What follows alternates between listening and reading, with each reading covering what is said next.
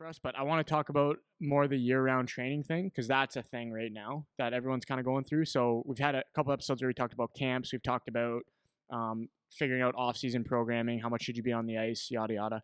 And people are having a real hard time staying off the ice, and they're telling me they're having a hard time staying off the ice.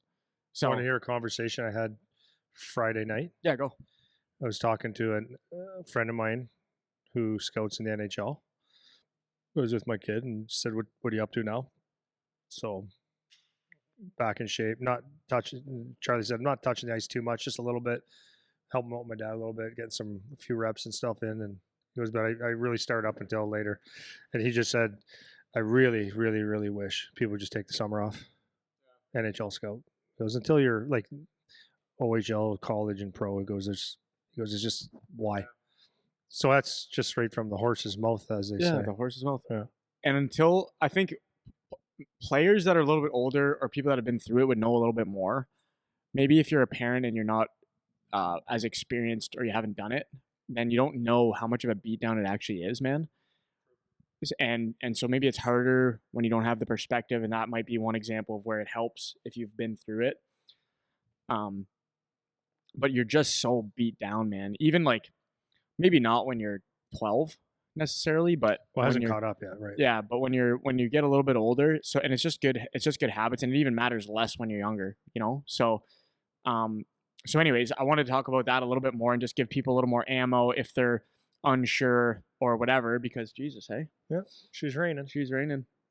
Just because people talk to me about staying off the ice, but then they'll give me but you know, it's hard because all the friends are doing it, or I'm being told to do it, or I keep being asked, or I keep having to say no. Like I keep having to turn down opportunities, and then I don't know if I'm doing the right thing.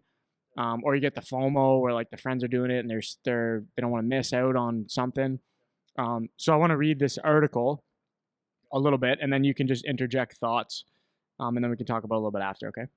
So this is titled "Early Specialization and Year-Round Training is Destroying Youth Hockey."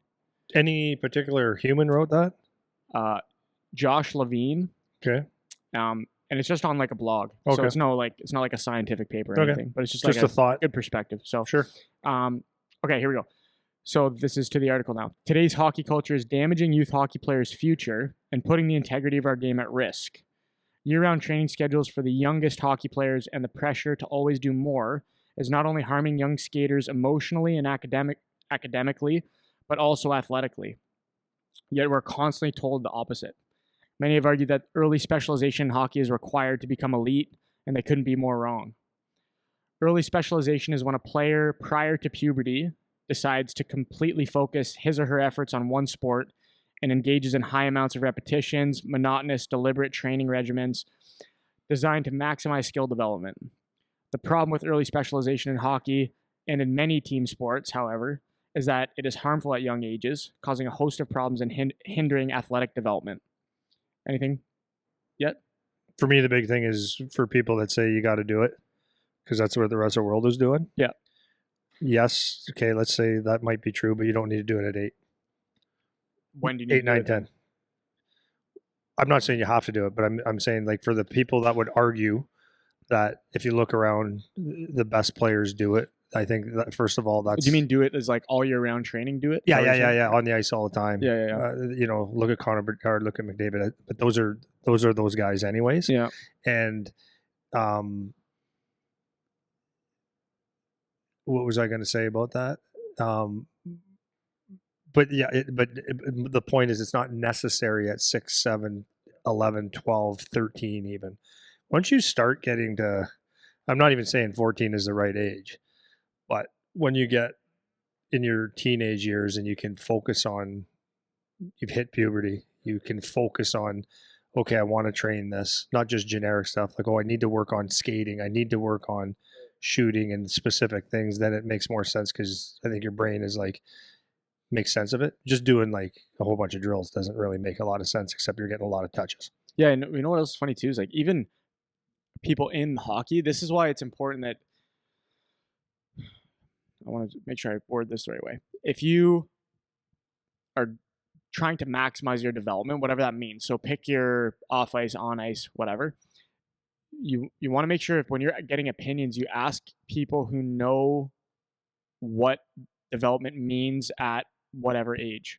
Okay. So the reason I'm saying this is I was talking to a coach the other night and we were talking about how guys are in the gym, they're working out right now, they're not really skating, whatever. And the comment he just like a off the cuff comment he made was just how many goals did they score from the gym? And my like I'm like repulsed by the comment. And this is about was about older players, just because there's a time for these guys to not be on the ice. And this was a coach, high level coach, not identifying that. And you get different perspectives and people have different opinions and whatever, but you need to understand that not everyone you talk to understands what type of growth happens at which point. And that could be your coach. And there's no question. Like you could look at the NHL, like some of these coaches, they don't look like they're exactly a beacon of fitness. And some of them just don't value it or they don't know about it or they're not in that world.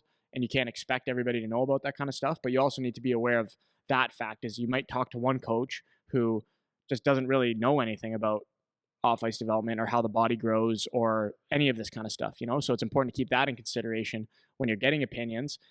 This is why we always talk about evaluating the source kind of thing, right? Because this was a high level coach. I was surprised to hear even just an off the cuff comment like that. I was just surprised to hear the comment from the coach. So Well, it sounds great. Sounds funny. yeah, right.